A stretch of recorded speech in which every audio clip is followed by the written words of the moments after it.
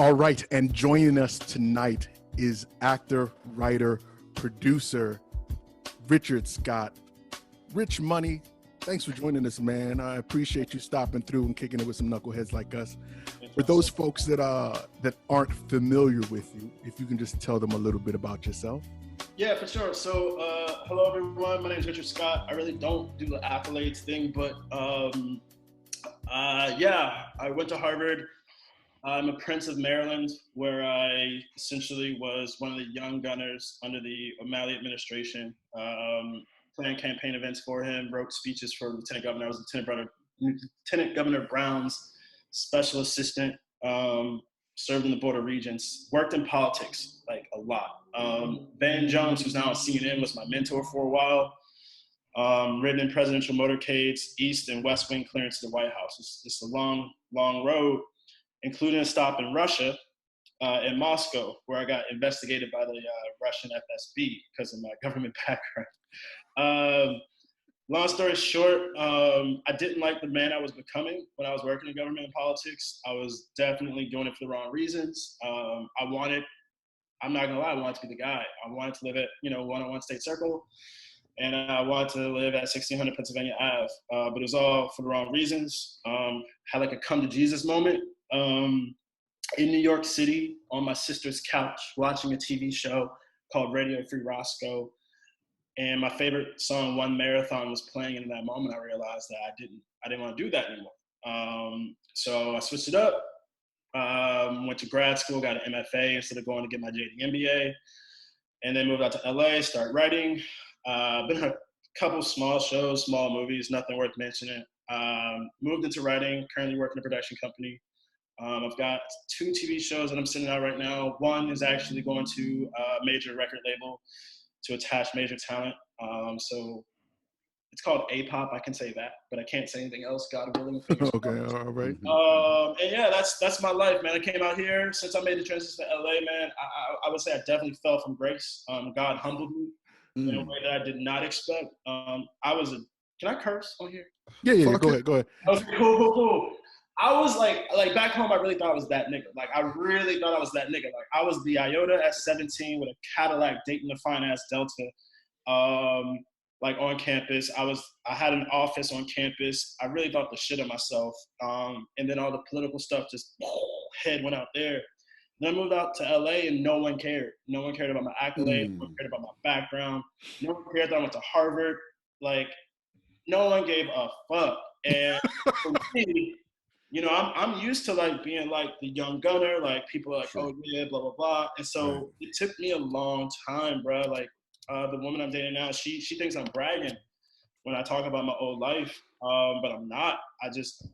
No one believes it. No one believes my backstory. So when I go to meetings now, like, I also don't look like a Richard Scott. So I walk into a meeting and I can't tell you how many people are taken aback, like, oh, you're Richard Scott? Oh, you're Richard? Yeah, from Harvard, who was a governor's assistant who wrote this show. You wrote this? So I always get that when I go in. So it's always fun. But LA humbled me in a way I didn't expect. I'm very thankful for it. I'm a better person, better off because of it. I work hard now. Before I was just going on talent alone. And I feel like now I have an appreciation for everyone in my life and every blessing I get. Because I know what it's like to be homeless as a kid. And I say this to my mom all the time, and I'm done talking after this. My mom and I used to like really get into it, and I really didn't appreciate her at all. But when my parents first divorced, we were homeless for a year, sleeping in the back of the car, sleeping on a cot. And she fought her ass off to make a life for me. And I didn't truly appreciate it until I was homeless in LA, sleeping in my car for a year, taking showers at gyms. And then I realized, oh, wow, this woman took care of a kid and got us out of the backseat of a car into a 2-bedroom apartment. Damn, I'm thankful. So anyways, LA's taught me valuable lessons like that. So that's my long intro, sorry. Nah, it's good. I appreciate it. Yeah, man. Awesome. Thank you. The reason why we thought we would have you on the show is because we know that you're one of the you're one of the movers and shakers in Hollywood, and we wanted to pick your brain because the industry that we love so much at this point, unfortunately, is taking a hiatus. Just got word the other day that the CW, all of the shows, production for all of the shows are canceled until 2021, which kind of hit me hard because I'm a fan of the CW shows, like the WB, or excuse me. Yeah, you're right. Go ahead. Two of my friends, a close friend of mine and a mentor, works on The Flash. So yeah.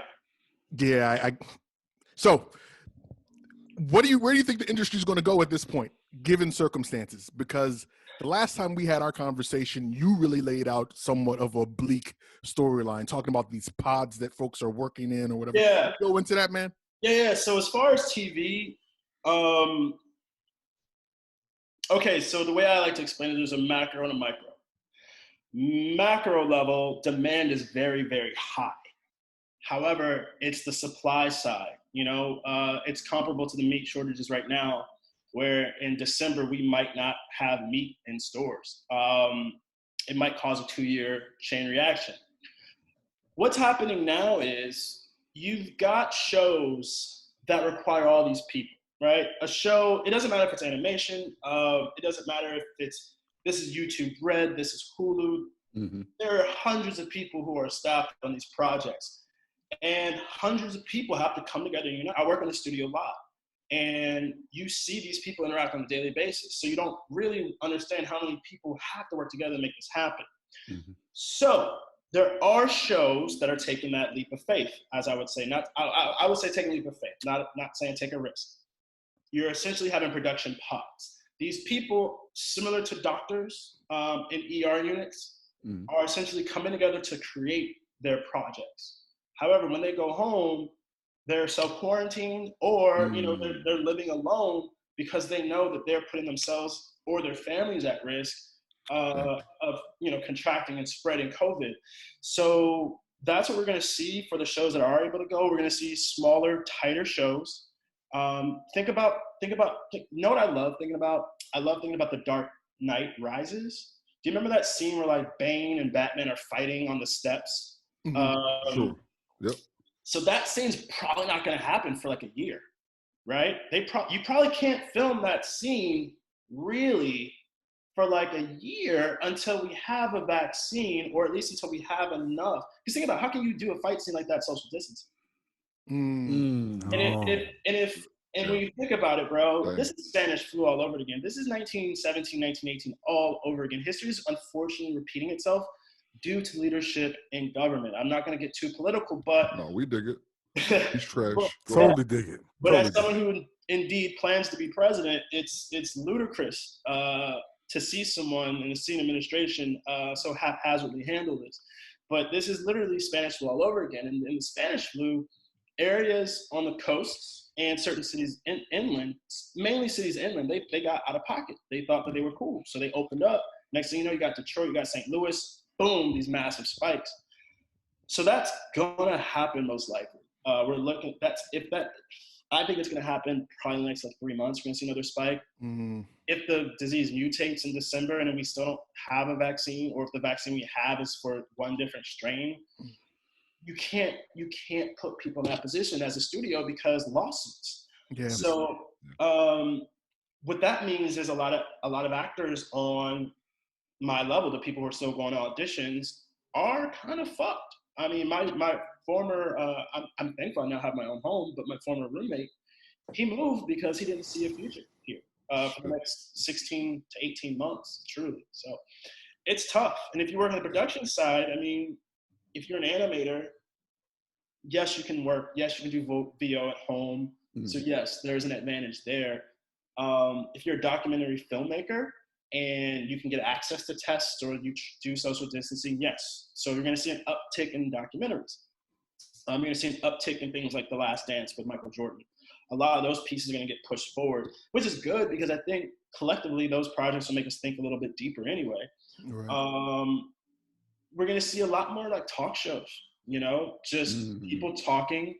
Entertainment will change, I believe, in the near future. But the interesting thing about that is I think there's going to be a groundswell of interest once, things are lifted. So, I think now there's a lot of projects that are backlogged too, which is a problem.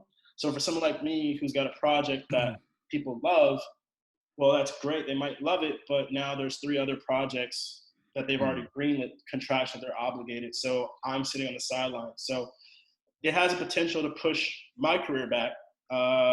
Who knows how long? I'm just praying God lets me get in where I fit in. So that's my long story on that. No, So what's your plan though? So in spite of all of that, your forecast, your thought process, what you're seeing, for you, what are you going to do essentially in the midst of all this shit taking place? Sure. I haven't stopped. Like I wake up every day and I write. Like I've got 2 scripts right now that I'll be pumping out. I've already got a showrunner who's been interested now for about a year. 2 of his shows took off, which is why we didn't keep going. There's a production company that's interested. Like I said, there was a major studio interested. Unfortunately, that went away. So I'm not stopping. I plan on. Here's the deal, and I'm going to sound arrogant when I say this.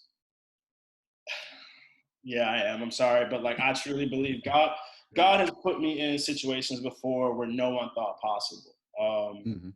I can tell you a story working in politics where I'm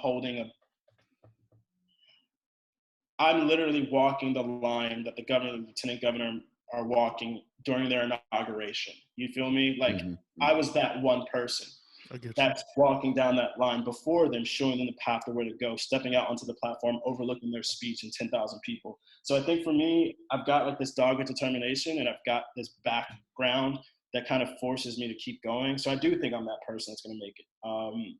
Is that stupid? I don't know, but I'm just going to keep pushing, finding a way.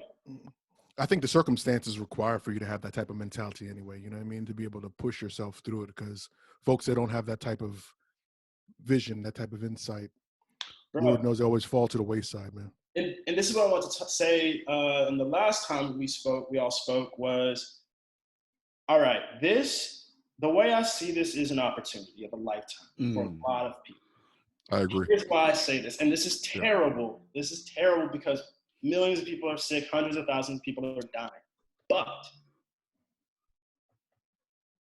when this happened, I lost my job, right?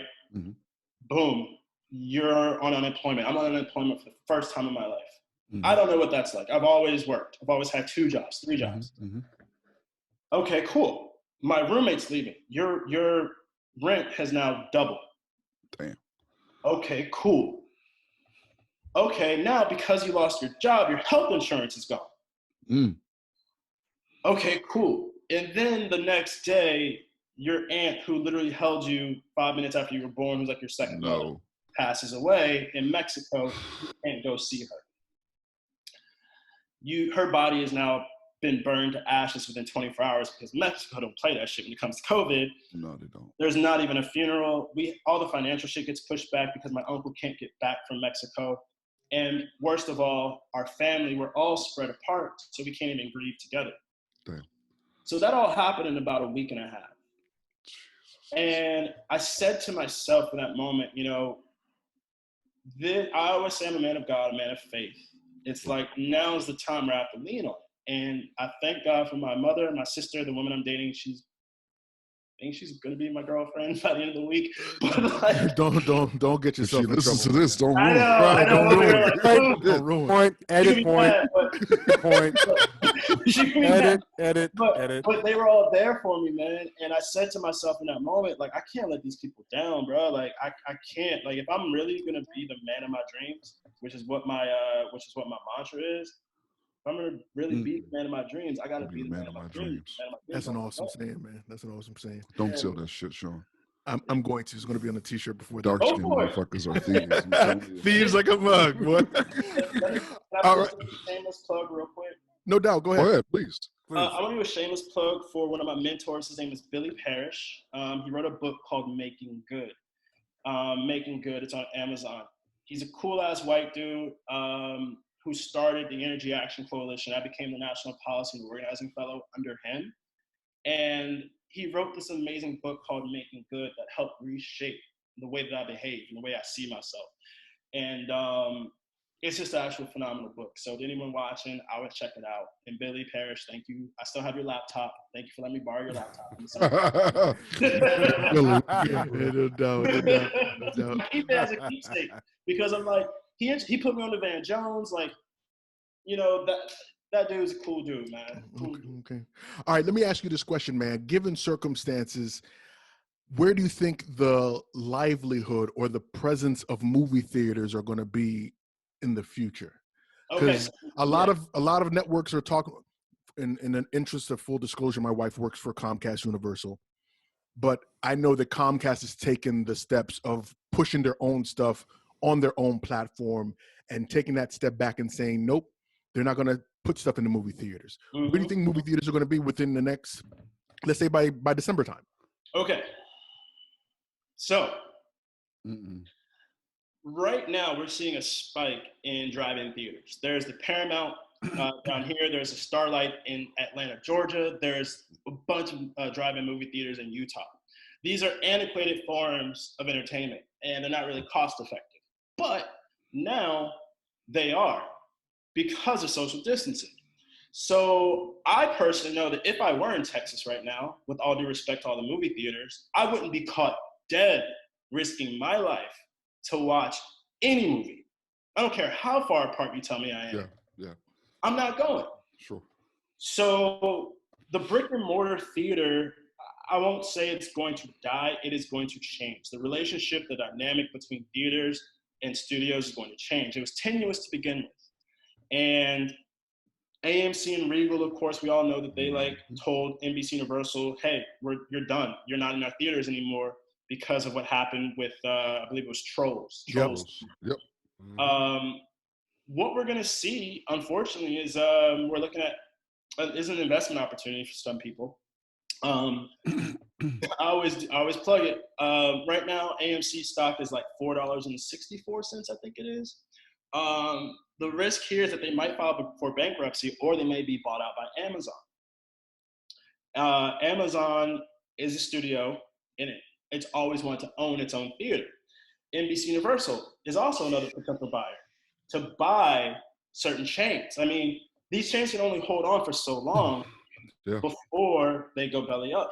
And so we're looking at that happening. Or at the very least, a lot of the brick and mortar movie theaters are going to have to capitulate. They're going to have to allow for simultaneous video on demand at the same time as we have releases in theaters. That changes the way we watch movies. Yeah. Now, and this is what I tell people, now the home projector system becomes in play. Now larger UHD TVs come into play. So this affects the entire entertainment and technology industry because now we're gearing movies and TV shows to be watched at home. People missed out on that premium experience from the theater, so now we have to bring it to the home. So we're also seeing very interesting, very interesting. There. So yeah, man, and I'm constantly thinking about how to make money off of this because I've been broke for too long. And I get it. Okay, so check this out. Do you think that given all of the foolishness that's going around with COVID-19, that this is going to be a birth or renaissance for indie developers, for YouTubers, all of those things, because it doesn't really take much necessarily, quote unquote, and I put that in quotations, to be able to produce a YouTube feature or a small indie movie? Do you think that this is the time that those are going to blow up? Because the supply side is down and demand side is high, yes. What we're going to see are folks who are not YouTube inclined, as I would like to say. They're not Quibi inclined. They're not typically used to a 10-minute video. They're used to the traditional CBS format. Yeah. Those folks are going to get bored and they're going to go to those other streaming platforms. And yes, we are looking at now YouTube becoming a major factor, Quibi becoming a major factor. I helped develop a series based around food in New York City, with people of color. It's pretty cool. That now I think would be the prime show to have developed right about now. Super cool, super interesting, music based. we're going to see a lot of those really small micro ideas really explode. And now my friend, oh God, I need to look up her show real quick. Jackie, she's starting her own web-based talk show, you know? And so I think a lot of those things are going to happen. And if you're smart about it and you build your brand and build your audience, you can make yourself a millionaire without leaving your home. Do you think people are more receptive to really original and more even experimental programming now? It just depends on how experimental. I mean, it has to be good. You know, that's what I say. Like, I'm all for experimentation. I'm all for avant-garde. One of my favorite plays is Opus 7. I saw it in Russia. It's the most beautiful piece I've ever seen. Visually, it's stunning. You don't kind of get it, but then you get it. I feel like with any piece of material, it has to be relatable in some way. Personally, there's a movie, Midsummer, that I just don't vibe with. Emily loves it. The women are dating. She loves it. And for me, visually, it's stunning. But the plot is just like, the characters are well, but it just looks hella cool. Right. So if you're able to pull it off, yeah. I don't knock anybody's idea. Who would think that Atlanta, as weird and whimsical as it is and as dark as it is, would work? But it does. So go for it. Yeah. Richard Scott, man. Rich Money, I appreciate you stopping through, man. Before you go, please go ahead and drop your details, man. Where can people find you if they'd like to find you? Yeah, for sure. So I'm an old soul, and I went to the school where Facebook was created. So I like Facebook. I'm there most of the time. You can go to Richard Scott plus Harvard. Just type in Richard Scott plus Harvard. You'll see a green shield of Everton. It's a fake school I created. Click on that. That's me. It's for a TV show. I actually got offered a job for that, like at a sports marketing firm, a long time ago. Richard.Scott.94 on Instagram. I don't really do Instagram. I don't care about it. All due respect. Richard.Scott94, something like that. And then Twitter is @WeAreRichie. I used to refer to myself like literally we. I just thought I was royalty. My head was like out here. So. Sorry. No judgment. Sorry. Yeah, no doubt. Thank you guys so much for this opportunity. I really do. Man. No doubt. Not a problem at all, man. Thanks a lot, man. I appreciate it. Good time, y'all. All right, man. Peace. Thank you for your time.